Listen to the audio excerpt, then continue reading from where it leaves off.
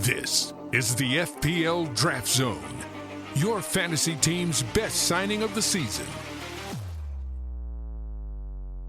City make it 2 clean sheets in a row. Is their defence finally living up to the hype? Brighton are well beaten again. If they're on the beach, is it time to go big on their opponents? And with double game week 37 right around the corner, which teams should we be investing in? Hello and welcome to the FPL Draft Zone, a podcast all about draft FPL. I'm Dom Crofts, I hope you're well, and today we're going to be taking a look back at the story so far from game week 35 and then looking ahead to game week 36 as those draft title races really hot up. There'll also be the usual waiver wants, heroes, villains and much more. But first, let's take a look at all the results from a dramatic game week 35 with one game still left to play. And it all began at the London Stadium on Saturday lunchtime. It finished West Ham United 2, Liverpool 2. It's just one win in their last 5 games now for Liverpool. Their title challenge surely is over now. Robertson, Bowen and Antonio were among the scorers in this one, but Mo Salah's touchline row with Jurgen Klopp stole all the headlines. Then in the 3 o'clocks, it was Fulham 1, Crystal Palace 1 at Craven Cottage. Muniz scoring his 9th goal of the season for the home side before Jeffrey Schlupp equalised for the inform Eagles.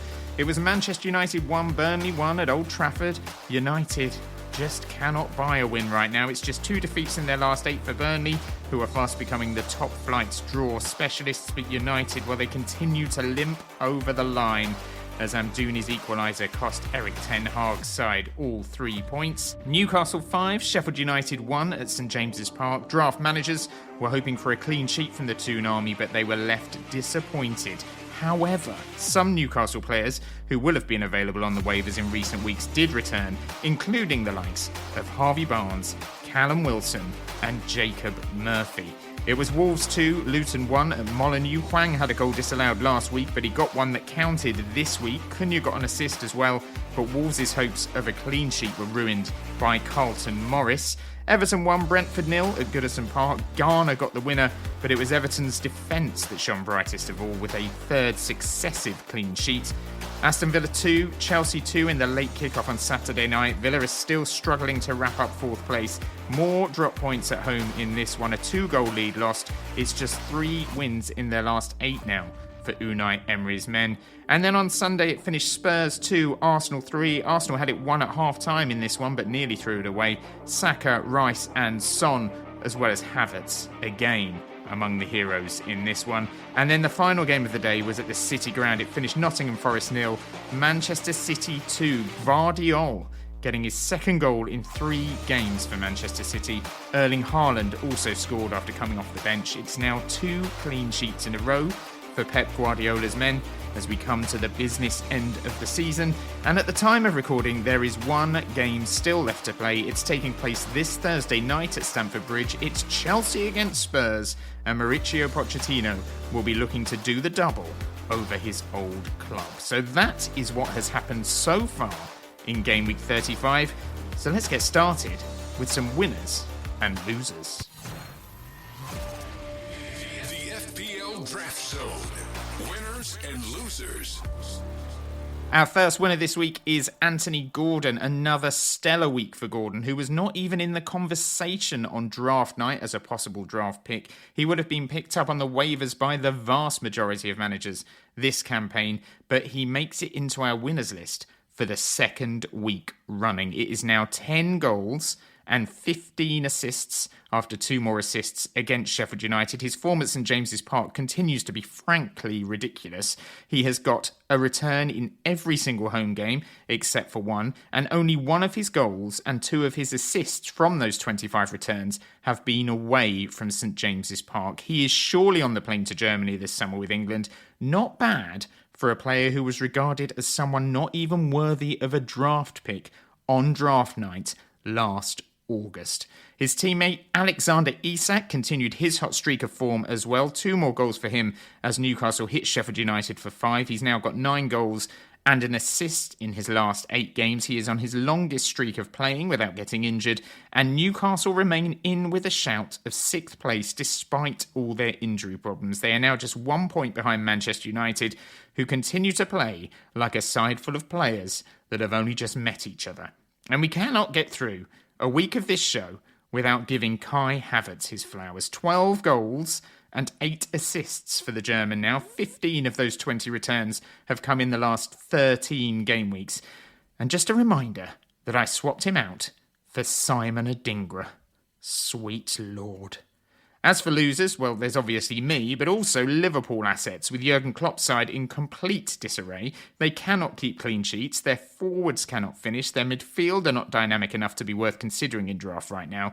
And for a side that has been in the title race for such a long time this season, it is hard to look at that team right now and work out which of their players are worth hanging on to. Similarly, Brighton assets are also on the slide. A 3-0 defeat at Bournemouth coming a few days after a 4-0 defeat to Manchester City. Their last win came in game week 28 at home to Nottingham Forest, and since then they have conceded 13 goals in 6 games and scored just 2.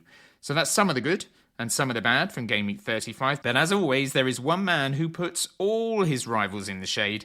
So let's find out who this week's fantasy hero of the week is.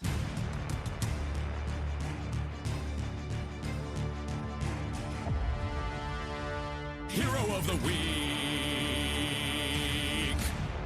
And this week's hero is Josko Gvardiol of Manchester City. Gvardiol scored his 2nd goal in 3 game weeks in City's win over Nottingham Forest. He's now picked up 33 points over the last 3 game weeks. Manchester City finally look like they've learnt how to keep clean sheets as well. And Gvardiol was the standout performer against Forest. He got a 15-point return. With Manchester City out of Europe, Pep seems to be playing the big guns every week now, and Gvardiol has now played 5 of their last 6 matches, so he seems as good as nailed. Their run from now until the end of the season looks like it could provide a few more clean sheets as well. They've got Wolves at home next, and then games against Fulham, Spurs and West Ham. So Gvardiol could well continue his fine form with a few more defensive returns and maybe even the odd attacking return as well. And that is why Josko Gvardiol is our fantasy hero of the week.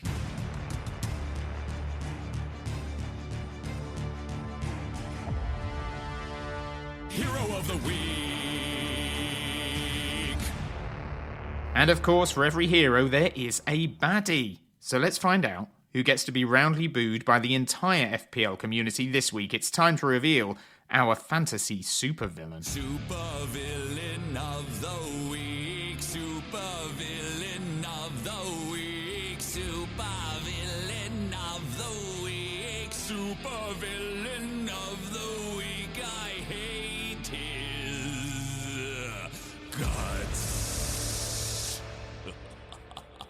And this week's supervillain is the only player in the entire game to score minus figures this week. Quite impressive when you consider Sheffield United conceded 5 goals away from home. It is, of course, Mark Cucurella, who scored an own goal in Chelsea's draw at Aston Villa. Cucurella also makes it 2 minus scores in a row after also getting a -1 in Chelsea's defeat to Arsenal last week. He does have a shot at redemption on Thursday when Chelsea take on Spurs at Stamford Bridge, but right now it is not just his haircut that is channeling prime Sideshow Bob. It is his performances as well, which are clown-like in nature and catastrophic for draft managers stupid enough to own him. Shame on you, Cucurella. You have let us all down, and that is why you are our fantasy supervillain of the week. Okay, another game week is almost over and another season is nearly over. But first, there are the small matter of 3 more game weeks left to play, starting with game week 36. The fixtures we all have to take advantage of get underway on Friday night with Luton against Everton. Luton remain a point from safety, but their form has fallen off a cliff of late. Meanwhile, Everton have started to pick up points again since their second points deduction of the season. Then on Saturday, it's Arsenal taking on Bournemouth at the Emirates. Arsenal's title challenge faces another test against a Bournemouth side who are having a superb first season under Iraola. They're currently just a point off 8th place in the Premier League, so that is some going from the Cherries. It's Brentford against Luton. Brentford will be looking to bounce back from that defeat at Everton with a win in the West London derby. The Bees have not lost at home in their last 4 home matches. It's Burnley taking on Newcastle at Turf Moor. This one screams score draw for me, with Burnley having drawn 5 of their last 8 matches. Anthony Gordon owners will be hoping that the former Everton man can take his incredible home form on the road for once. At Bramall Lane, it's Sheffield United versus Nottingham Forest, a huge game at the bottom, with Forest in desperate need of a win to put some daylight between themselves and the drop zone. But Sheffield United have only lost 1 of their last 3 home games, and they'll be hoping to give their fans something to cheer as their disappointing season reaches a fairly miserable conclusion. And Saturday's fixtures wrap up at the Etihad with Manchester City taking on Wolverhampton Wanderers. Wolves won the reverse fixture earlier in the season, and Arsenal fans and owners of Hwang Hee-chan will be hoping that Korean guy does the business again against Pep's men. Then on Sunday, it's Brighton against Aston Villa. Villa need the points and Brighton seem to be on the beach, so it could be more woe for the Seagulls in that one. Chelsea play West Ham at Stamford Bridge. Chelsea have improved after the last few months, but you can't really predict what you're going to get from either of those two teams. Liverpool entertain Spurs at Anfield, 2 teams that just do not know how to defend. Liverpool's title challenge seems to be over. Spurs need to win to close the gap on Villa in 4th. And then on Monday, it's Crystal Palace taking on Manchester United. And given the respective form of the two sides here, you would have to fancy Palace to get 3 points and pile on the misery for Erik ten Hag's side. So, those are the fixtures that we have ahead of ourselves. But who do we target on this week's waivers? Well, it's time for Waiver Wants. The FPL Draft Zone. Waiver Wants. And the first thing to say here is that we are now into the last 3 game weeks of the season, so it's now time to start targeting players who can get you through from now until the end of the campaign. And the second thing to say is that some teams, of course, have doubles in game week 37, so those sides have 4 games left and not 3. So let's start with those teams and work out which of those sides have the best fixtures going forward. The teams with doubles in 37 are Brighton, Chelsea, Manchester City, Manchester United, Newcastle United, and Spurs. So going through those sides in alphabetical order, let's start with Brighton. They have Aston Villa at home in game week 36, and then they have a double away at Newcastle and at home to Chelsea. None of those are great fixtures, and Brighton are not a great team right now. They look like they're in their worst moment of the season. They look like they are bathing it up on the beach. So in terms of investing in the Seagulls, it is a hard avoid for me. There's not one player in that squad I would be looking at and saying they are worth a punt.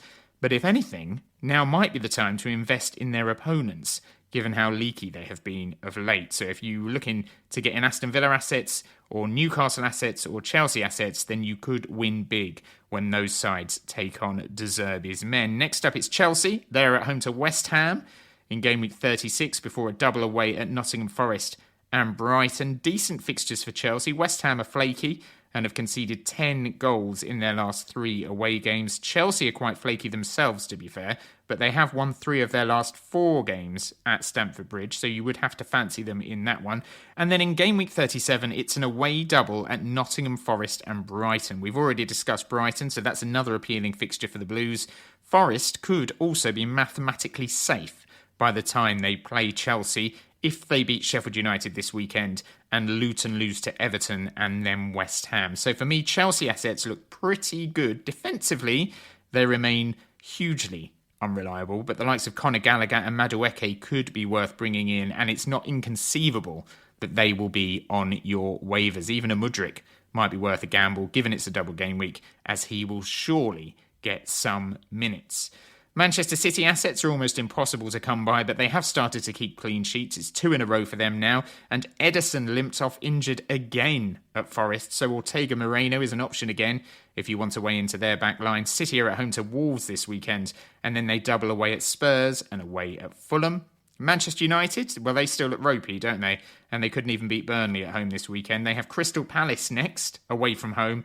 And then it's a Game Week 37 double against Arsenal and Newcastle. Both those games are at Old Trafford, but that is not the fortress that it once was. They've only won 2 of their last 5 games there.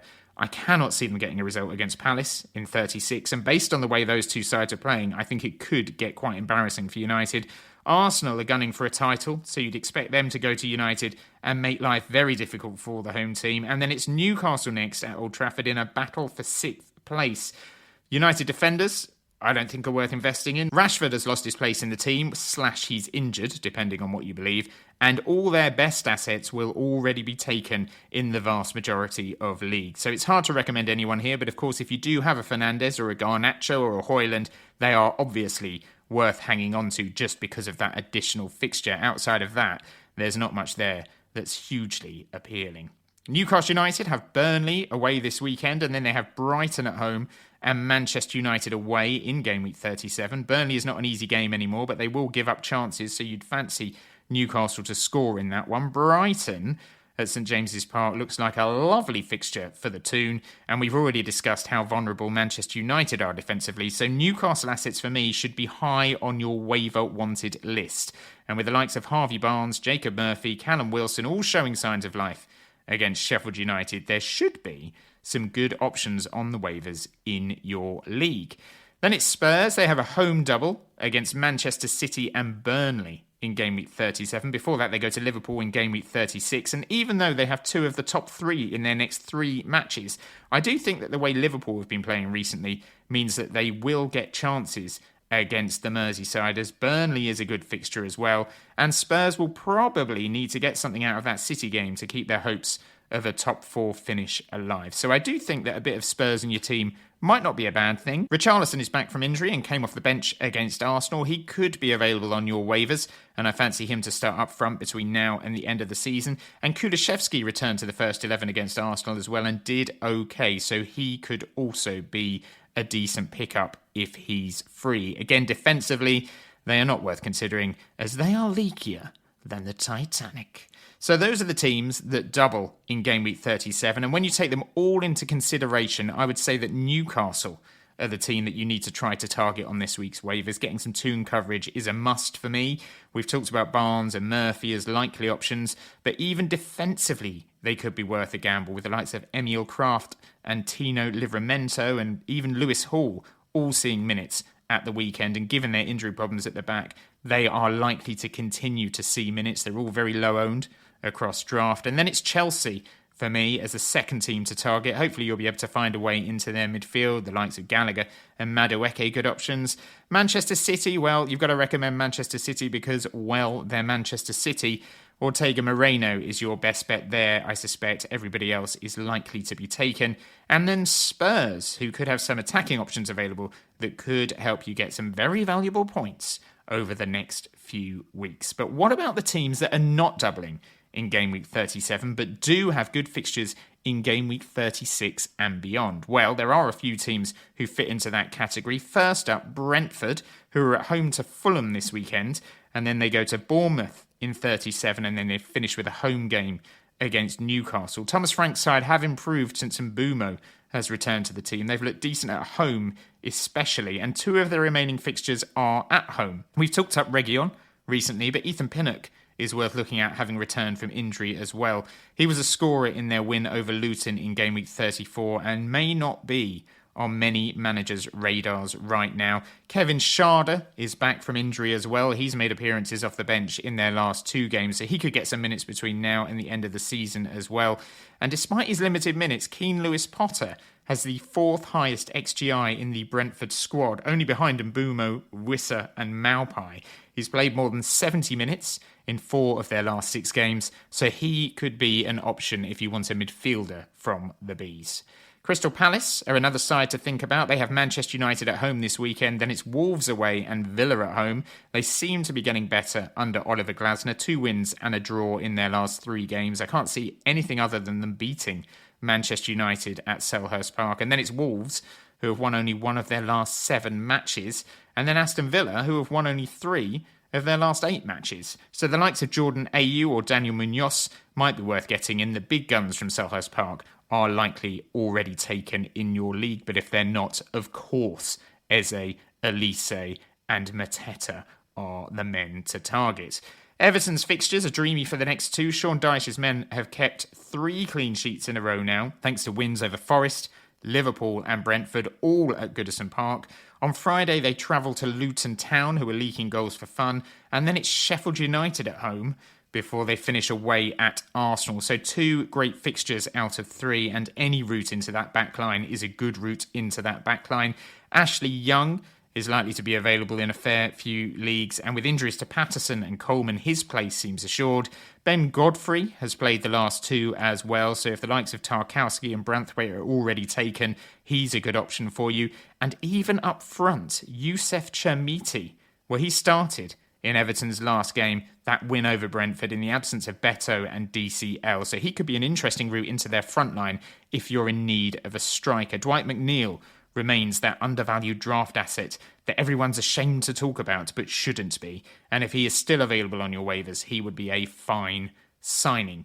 And Nottingham Forest are a side worth thinking about as well. They are in desperate need of points to avoid the dreaded drop. They have Sheffield United away this weekend, then it's Chelsea at home, and then they finish away at Burnley. So taking on the 2 bottom teams gives them a great chance of staying up, and with everything to play for, their players are well worth contemplating. The likes of Gibbs White and Chris Wood will be taken.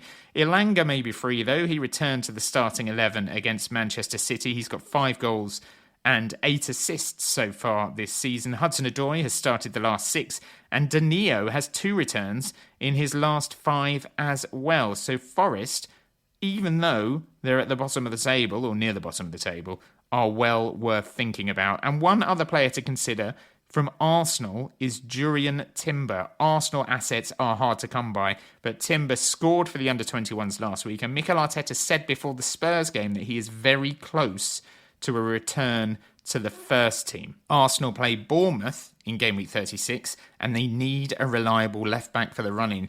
Takahiro Tomiyasu did not look that strong against Spurs. Zinchenko has his flaws as well, and Kivior has been in and out of the side. So Timber would be a great route into that Arsenal defence if he does play against Bournemouth. And with only 1 game a week after that for the Gunners, it's not inconceivable that he will play until the end of the season. Teams that I think are worth dropping assets from, well, Brighton we've spoken about already, but they are very much seemingly on the beach, and all their assets should be discarded with, in my opinion. Liverpool as well. Defensively, they're just not at it. And outside of Luis Diaz, their offensive options are out of sorts as well. Plus, there's the whole Mo Salah shadow hanging over the club after that row with Jurgen Klopp. And Wolves have a horrible run-in, with Manchester City away in game week 36, then Crystal Palace at home in game week 37, before a trip to Anfield to finish the season in game week 38. So even the likes of Hwang and Cunha could be worth dispensing with, or potentially getting a deal done which sees them go in the opposite direction and you get in a player who's got better fixtures to come. So those are your waiver options from us this week. Hopefully they will help you get some quality into your side, and hopefully they will help you win big in the remaining weeks of the season. But that is almost it for today. Game week 36 starts on Friday the 3rd of May with that game between Luton and Everton. The deadline for your waivers is the day before, Thursday the 18th of May at 6:30pm GMT. We will be back next Sunday night with a look back at game week 36 and a look ahead to the penultimate game week 37. And in the meantime, please give us a subscribe on whatever podcast platform you listen to us on. Leave a review if you can. I know I always ask you that, but no one seems to listen. So please, go on, give us a review. It's not hard. Stars, fill it out, leave a comment. Easy, really. And don't forget, we're also on social media at FPL Draft Zone on X and at FPL Draft Zone on Instagram. So if you have any questions, any queries, any conundrums, we would love to hear from you. Until next time, though, good luck with all things draft, and bye for now.